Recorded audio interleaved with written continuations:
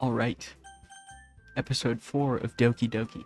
Now, you might notice the the whole game might look a little smaller, but that's because OBS is amazing. Basically took a screenshot of the whole game and only captured the movements of my mouse and audio. So, now I'm capturing it in windowed, I think. So, there's that. And I only played for I don't know how long. Might have been like 33 minutes. So, I'm not going to save. I'm just going to go until I get to this point. But yeah. Let's get into it. Oh, and I got to read poems again. Natsuki's poem. Oh, and I don't think you'll see my mouse this time. Like the last episode. I'll know after. Obviously, I finished recording, but yeah.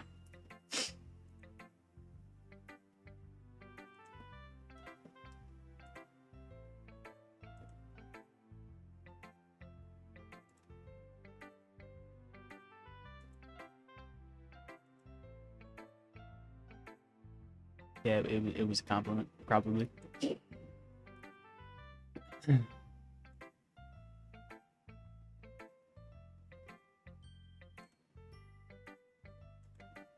Something tells me Natsuki completely missed the point.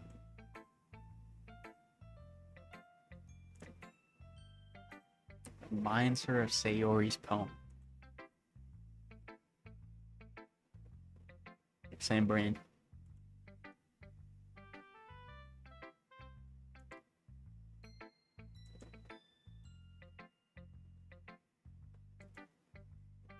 Someone so fluffy? Is that what that said?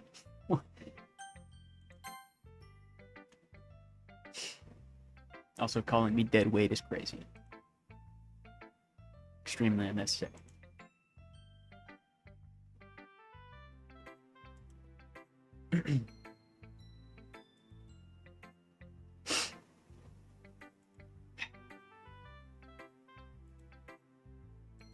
Yay. I remember this one.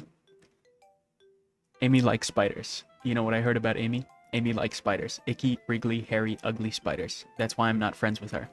Amy has a cute singing voice. I heard her singing my favorite love song. Every time she sang the chorus, my heart would pound to the rhythm of the words. But she likes spiders. That's why I'm not friends with her. One time I hurt my leg really bad. Amy helped me up and took me to the nurse.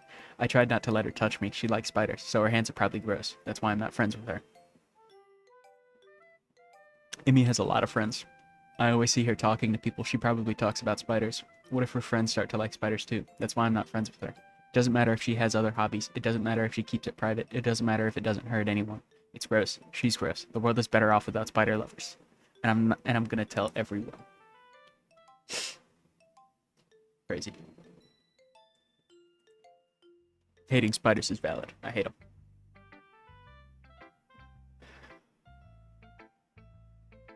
Gotta be bottom 5 creatures of all time.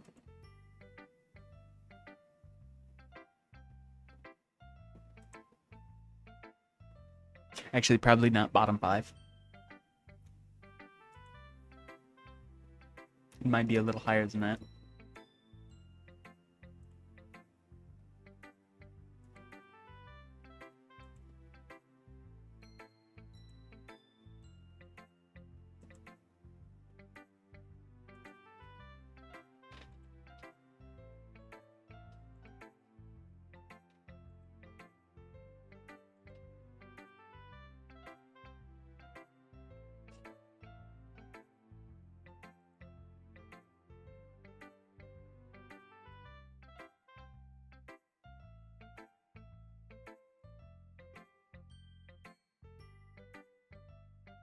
Makes people stupid for not liking your hobbies.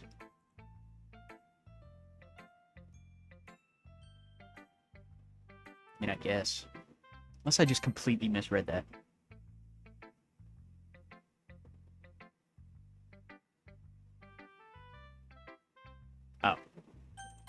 Okay, yeah, I did misread that.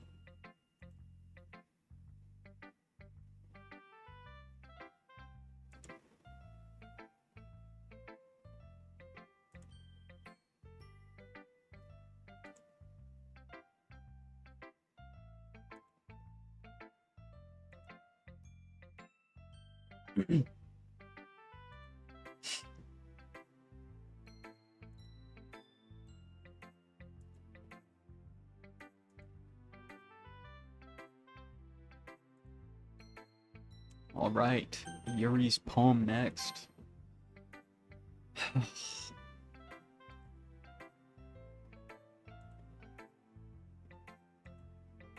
I'm just glad I can read this one because I think I had so many mistakes when reading through it.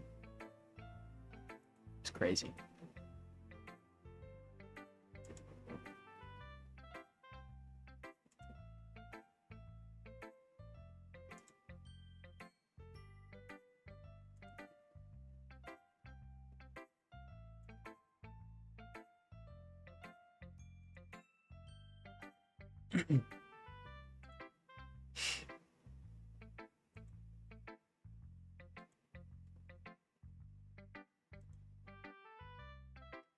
Very intimate exercise. Sure.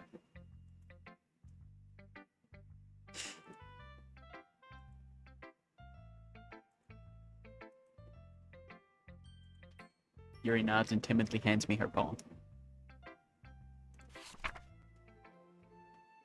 Oh, okay. The raccoon. It happened in the dead of night while I was slicing bread for a guilty snack. My attention was caught by the scuttering of a raccoon outside my window. That was, I believe, the first time I noticed my strange tendencies as an unordinary human. I gave the raccoon a piece of bread, my subconscious well aware of the consequences. Well aware that a raccoon that is fed will always come back for more. The enticing beauty of my cutting knife was the symptom. The bread, my hungry curiosity. The raccoon, an urge. The moon increments its phase and reflects that much more light off of my cutting knife. The very same light that glistens in the eyes of my raccoon friend. I slice the bread, fresh and soft. The raccoon becomes excited. Or perhaps I'm merely projecting my emotions onto the newly satisfied animal. The raccoon has taken to following me. You could say that we've gotten quite used to each other. The raccoon becomes hungry more and more frequently, so my bread is always handy. Every time I brandish my cutting knife, the raccoon shows me its excitement, a rush of blood. Classic Pavlovian conditioning. I slice the bread, and I feed myself again. It's about giving in to urges, I think, if I remember correctly. At least I think that's what I said last time.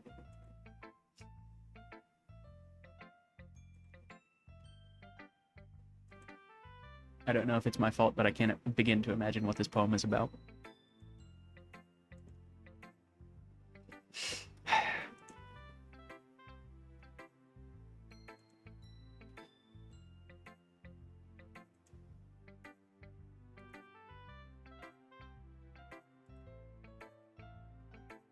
Okay, kind of.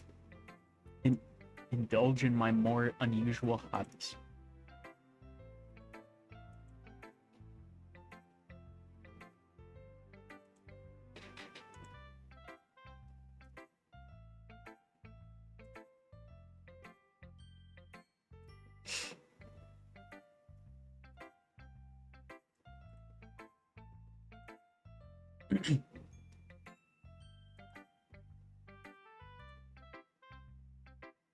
It's like the first time they've agreed on something.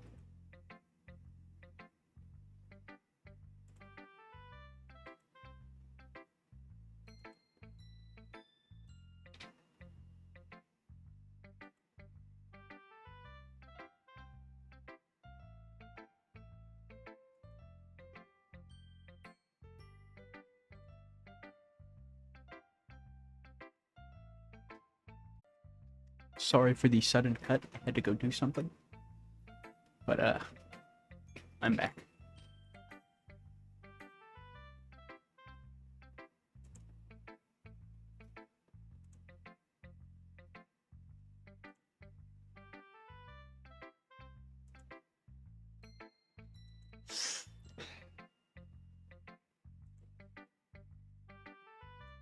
And the final poem of the day, Monica.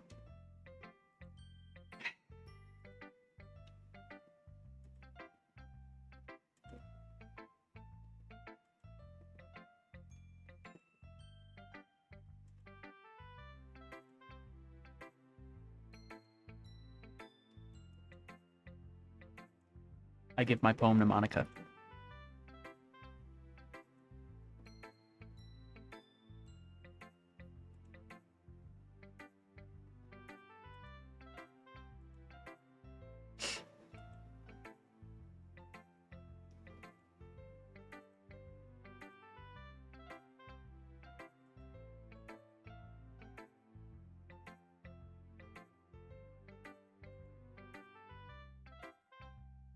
Similarities.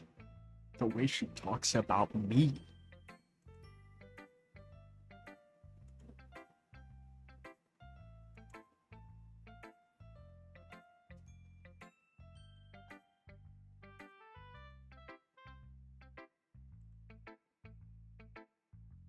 It's not that funny.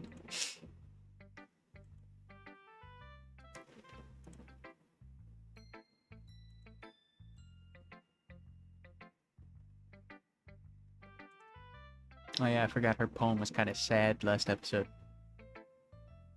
I think. Unless I'm just misremembering.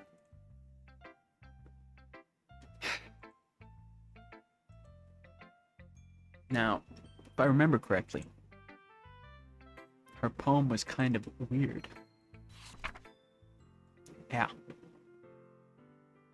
And the audio changed. Or the background music. Anyways. Save me. The colors, they won't stop. Bright, beautiful colors, flashing, expanding, piercing. Red, green, blue, and an endless cacophony of meaningless noise. The noise, it won't stop. Violent, grating waveforms. Squeaking, screeching, piercing. Sine, cosine, tangent. Math. Anyways. Like playing a chalkboard on a turntable. Like playing a vinyl on a pizza crust. An endless poem of meaninglessness. Load me.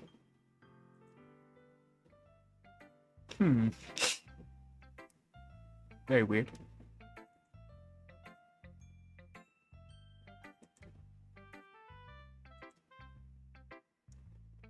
Just the way she writes.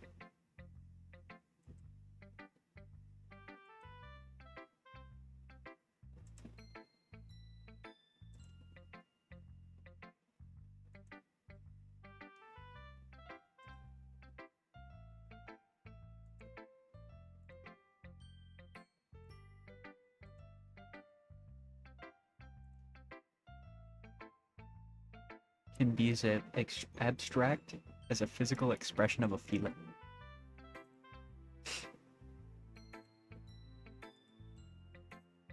And then her writing tip was weird too.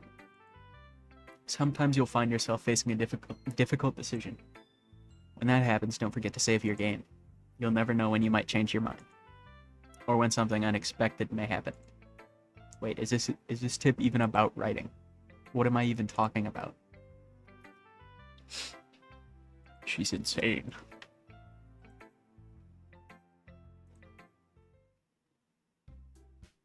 Okay, finally, done with poems for now.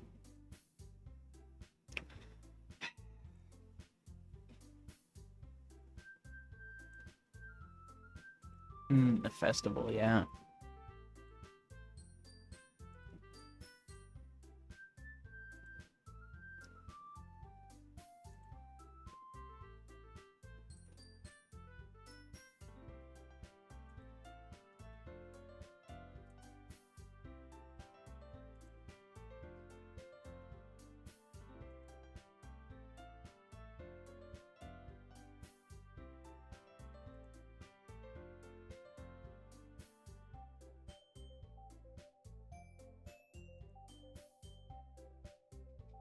Orman.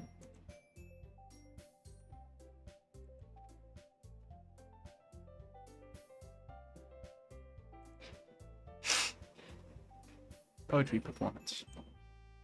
So just gotta get up and read. Yeah.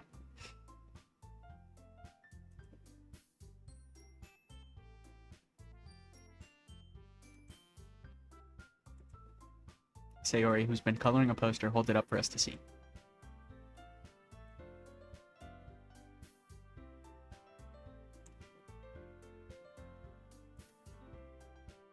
Yes, it is horrible.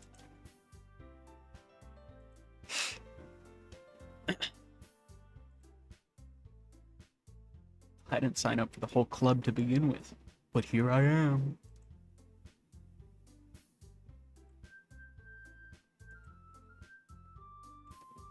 Imagining it, Yuri shakes her head in fear.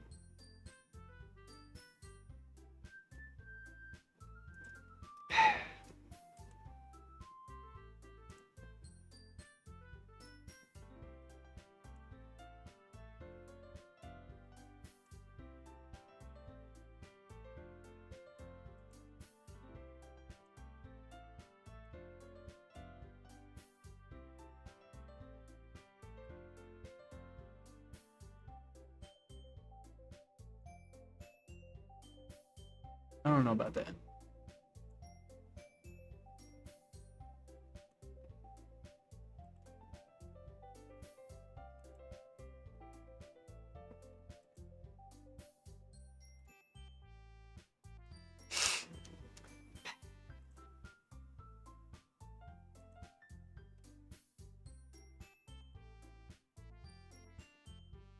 There was no feeling that brought me here. I was forced into this.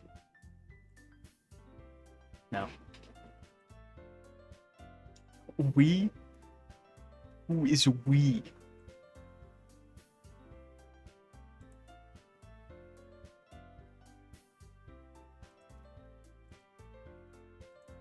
Natsuki and Yuri remain silent. Sayori looks worried. I guess that leaves me no choice.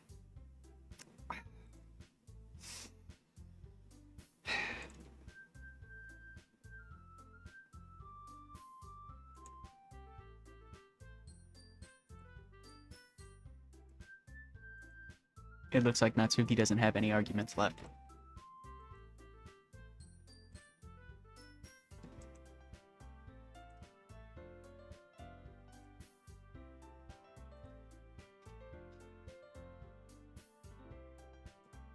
Yuri dejectedly glances around at everyone else's expectant faces.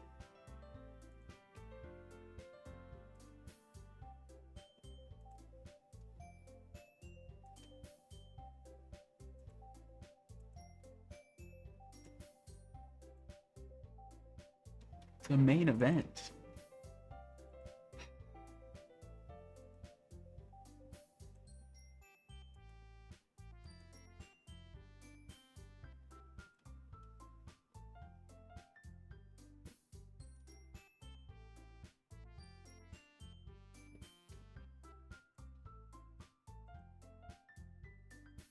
Monica flips through her notebook to the specific poem she has in mind for herself.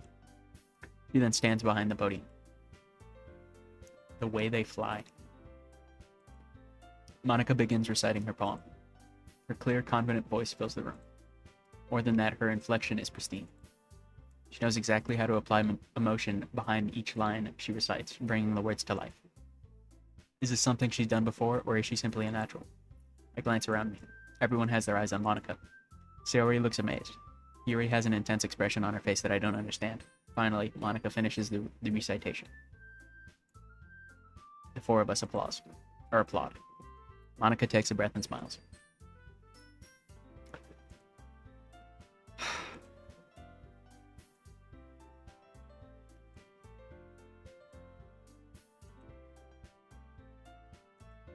Yuri clutches a sheet of paper between her hands and stands up. Keeping her head down, she walks quickly over to the podium. Yuri anxiously glances at each of us. After image of a crimson eye. Yuri's voice shakes as she starts reading the poem. Just a moment ago, she practically refused to do this. Why is she suddenly putting in so much effort? As Yuri gets past the first couple of lines, her voice changes. It's almost like what happens when Yuri gets absorbed into her books. Her quivering words transform into the sharp syllables of a fierce and confident woman. The poem is full of twists and turns in its structure that she enunciates with perfect timing. This must be a rare glimpse into the whirling fire Yuri keeps concealed inside her head. Suddenly, she's finished. Everyone is stunned. Yuri snaps back into reality and glances around her as if she's bewildered even herself. It's up to me to save this situation. I'm the first to start applauding. Everyone joins me afterward and we give Yuri the recognition she deserves. It's not that we didn't want to applaud for her, but we were caught so off guard that we must have forgotten. As we applaud, Yuri holds the palm to her chest and rushes back into her seat. My throat is going to be so dry. After this, so much reading.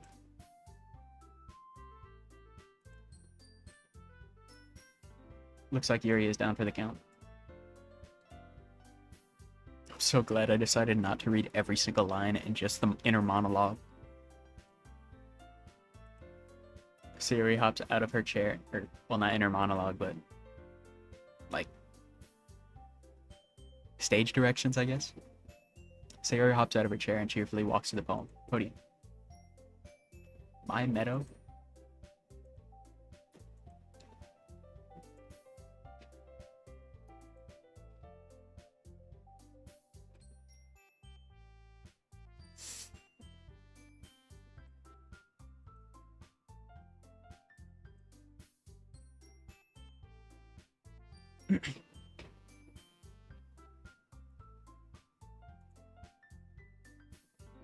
Sayori begins her poem. Somehow it feels like her soft voice was made as a perfect match. The poem isn't aimlessly cheery like Sayori is. It's serene and bittersweet. If I were to read this on paper, I probably wouldn't think much of it. But hearing it come from Sayori's voice almost gives it a whole new meaning. Maybe this is what Sayori meant when she said she likes my poems. It's like I get to reach more deeply into someone I thought I knew through and through. Sayori finishes and we applaud.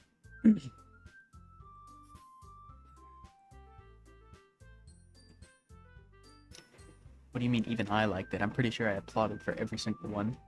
Or I was forced to applaud for every single one.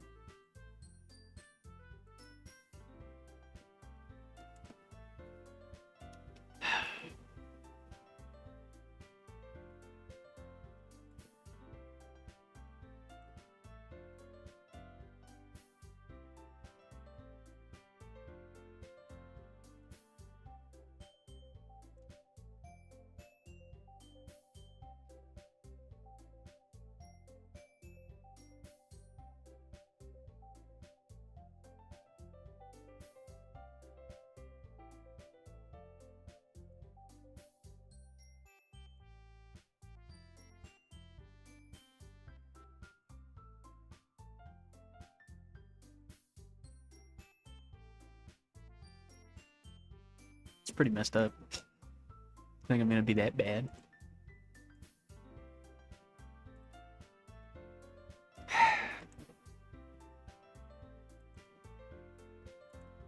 I stand up and step in front of the podium. Everyone has their eyes on me, making me feel terribly awkward.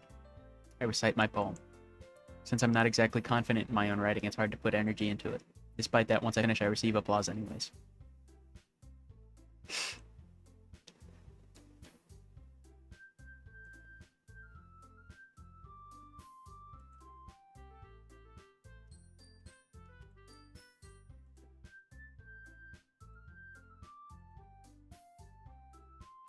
Finally. Natsuki begrudgingly gets out of her seat and makes her way to the podium.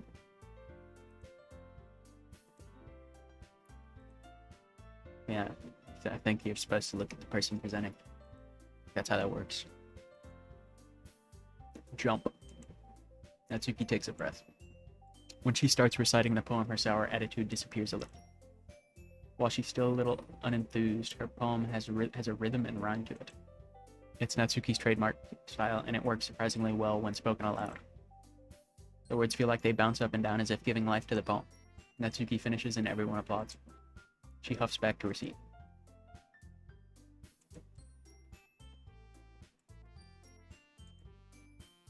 You're gonna have to do it again. What do you mean? Don't make me do it again.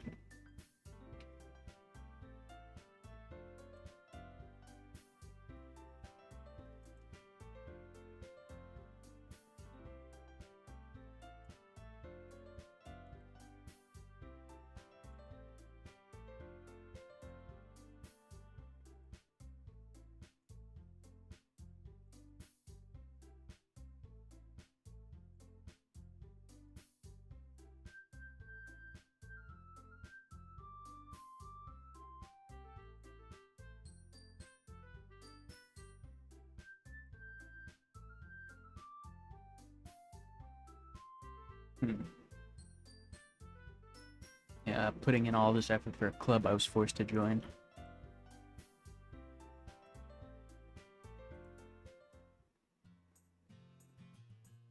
Background music changed again. Finally.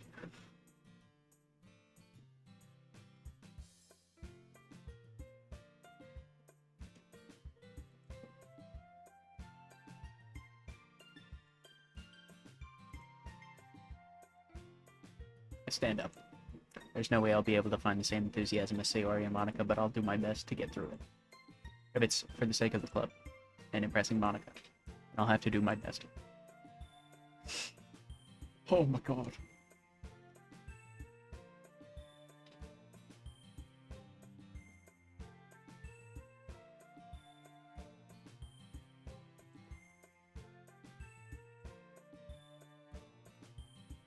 How am I supposed to respond to that?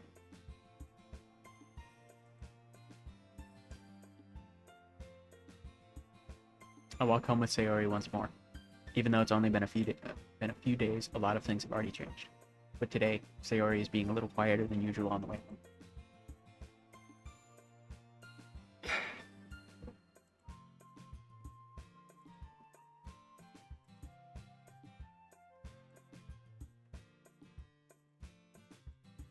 Sayori fumbles with her words.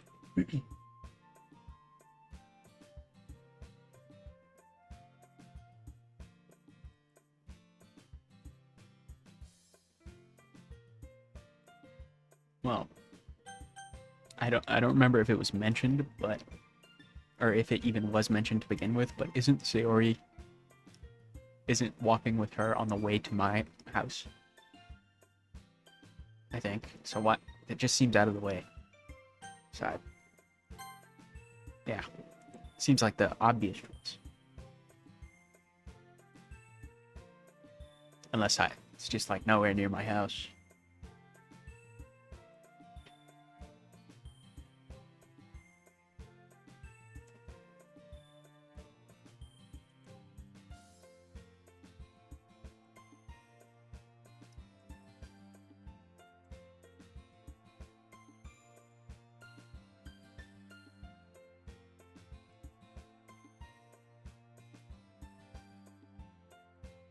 The conversation trails off.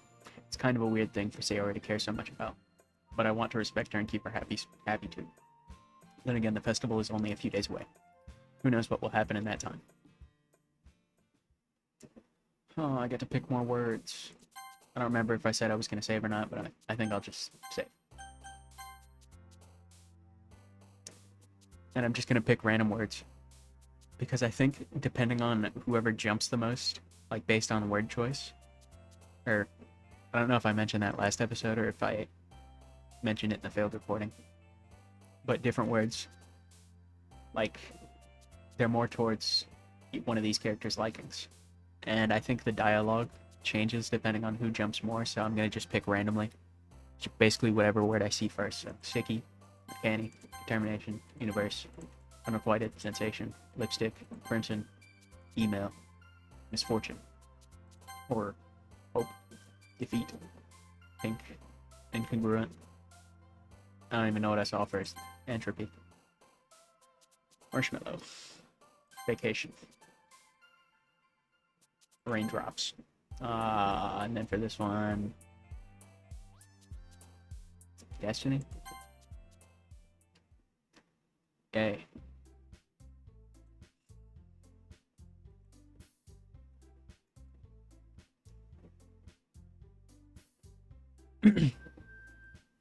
My throat's already getting a little raspy and dry.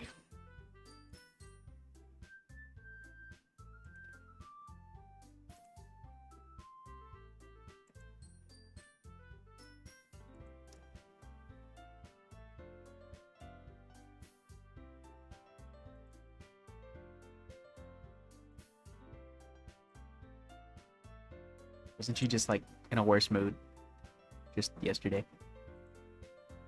Exactly. The rest of the festival.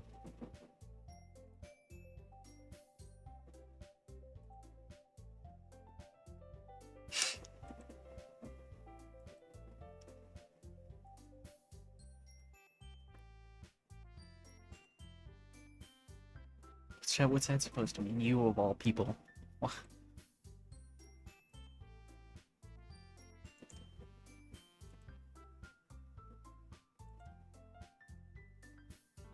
Doesn't make sense.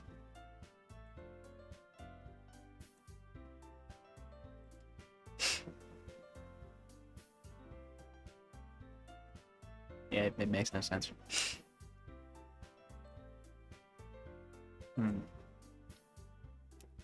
Fourth wall break?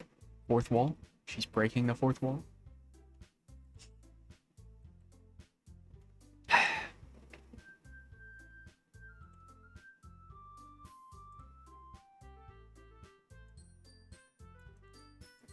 Sayori is sitting at a desk in the corner of the room looking down at nothing. I walk over to her. I wave my hand in front of her face.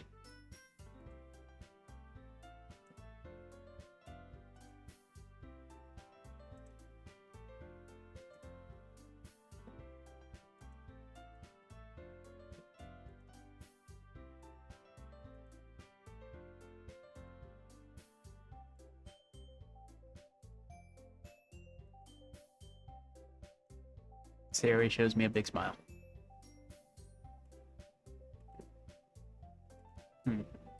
I worriedly glance at Sayori before turning back toward everyone else.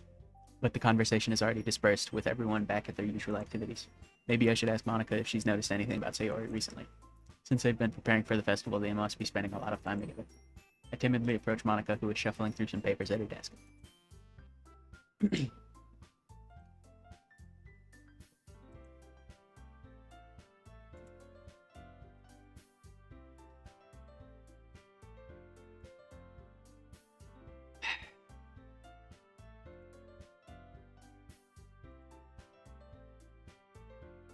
Monica peers across the room at Sayori, who is idly dragging a rubber eraser up and down her desk.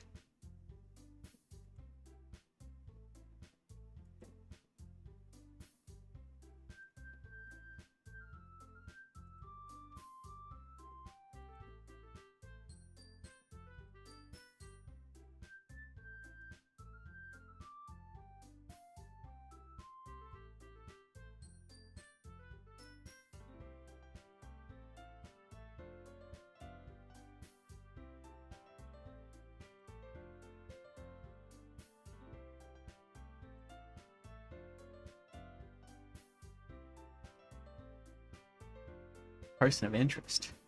Me?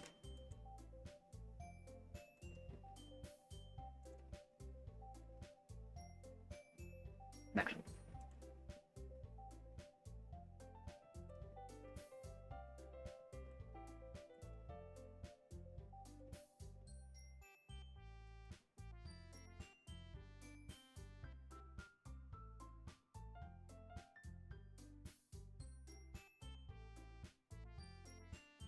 Maybe it's the answer I gave on the choice that made this happen. Maybe she's distancing herself, so I spend more time with everyone else in the club. You know? Seems to be the case.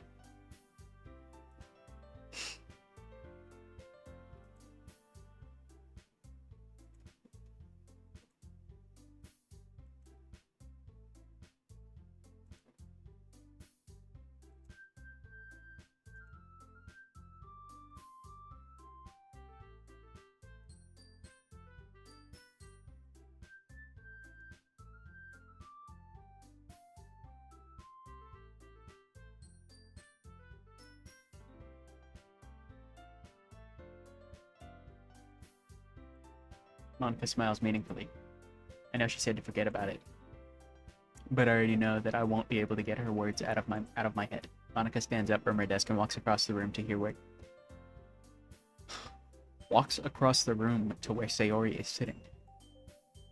I watch her kneel down next to Sayori and gently talk to her, but she's keeping her voice so quiet so that I can't hear from here. I sigh and sit myself down. I know Sayori told me not to worry about her and to have fun with everyone else, but that's impossible to do when she's behaving like this. Exactly how much do I care about her that I'm letting this weigh me down so much? Now it feels like I'm the one behaving out of the ordinary. But there's nothing I can do besides wait for Monica. Why does it feel like I'm being watched? I glance around the room. Suddenly, I notice Yuri peering at me from over her book. But she looks away just as quickly with a flustered look on her face. I realize that she won't get anywhere like this. I've never really seen Yuri approach anyone or start a conversation on her own accord. So I have no choice but to approach her myself. But now it's a little easier. By now, it's a little easier for me to do that. I stand up from my desk and sit in one next to her own. And I think that looks like 3 dots to me. So, that is where I'm going to end it today. My throat is so raspy from reading all of this. But anyways, yeah, that's all for